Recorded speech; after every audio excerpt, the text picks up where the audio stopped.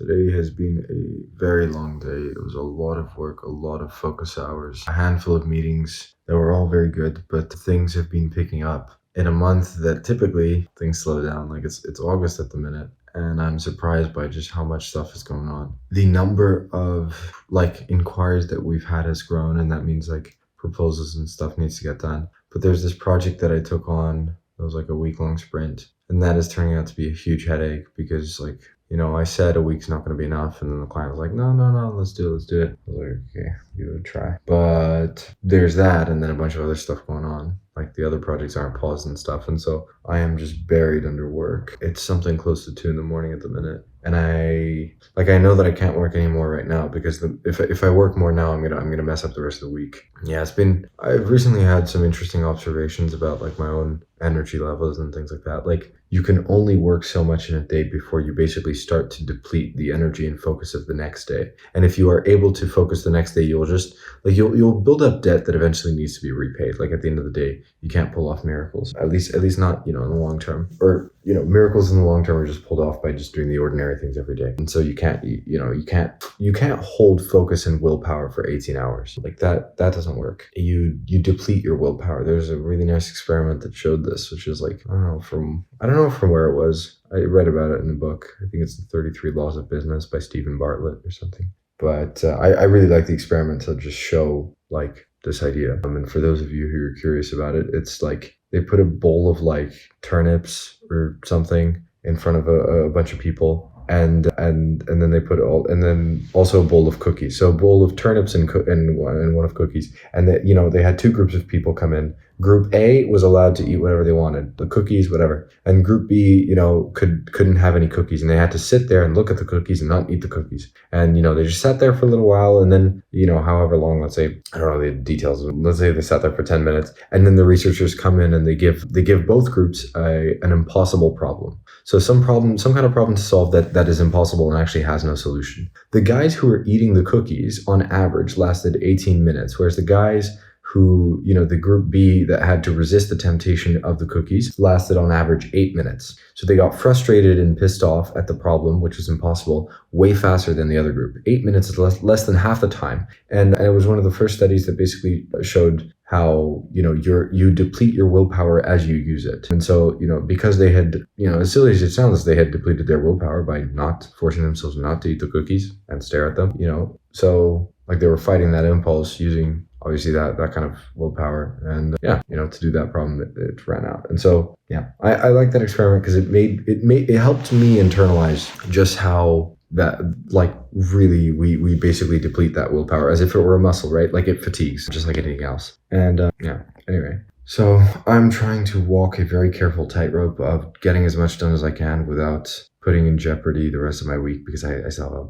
bunch of stuff to do, and I cannot afford to ruin the rest of my week right now. And there's big chunks of work that need doing, and then a lot of little things. And this week, it's Wednesday, and I haven't had a second breath. I haven't been able to take a deep breath since I think Monday. You just have these weeks sometimes. It was just occurring to me as well as I was coming upstairs. Most people probably consider the hours, I don't know, I suppose most people consider it at this kind of pace very intense. But in some weird way, it never struck me as something, it never struck me as something off. It just kind of is what it is. A fish, does a fish know that it's in water? Probably not. And I think in many ways, I really, I don't for a second stop and process and think oh, I work a lot. I really don't. I genuinely, I'm not measuring myself. I think, also you look at investment bankers, they do way more, arguably. I guess I don't know. I've never been an investment banker. One of my roommates is one in London, but he spends a lot of time at the office. But I think having an office really helps as well. But some weeks you just have to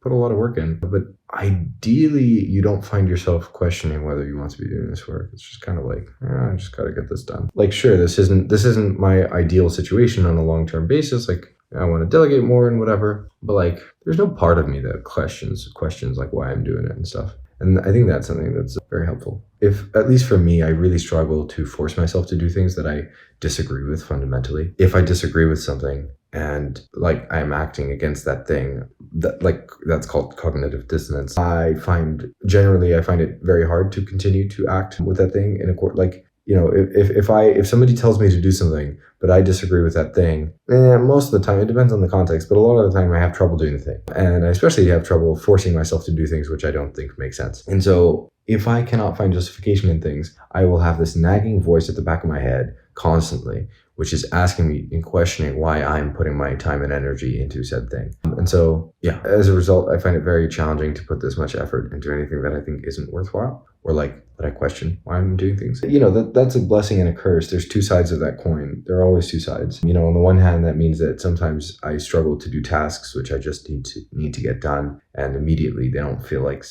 sometimes I like my subconscious, like, oh, you could do other stuff, whatever. But the flip side is it's good because, there are other people who don't have this same thing as me, and they're able to force themselves to do, pretty much anything. And let's say, just for example, they want to do science, but they're told to study piano, and they're good at forcing themselves to do things. So they just study piano relentlessly. And then 5 years later, they wake up and they look up and they're like, oh, actually, I really don't like piano. I've put 5 years of really intense work into this and I regret it. That's, I think, generally not a super ideal situation. And so if you work on anything very intensely, I think you should at least feel that it's worthwhile. Anyway, I'm going to sleep. I have a really important meeting tomorrow morning at 9. I have some other meetings scattered throughout the day. I have some people scheduled in calls about dev launch, and then I have a bunch of work to do. So again, it's a pretty long day, but I will try and make some time for breathing room, ideally. But stuff keeps getting delayed, which is really annoying. But hey, I suppose sometimes it happens, the game I play. Quem corre por gosto não cansa. And on that note, I'm going to go to sleep.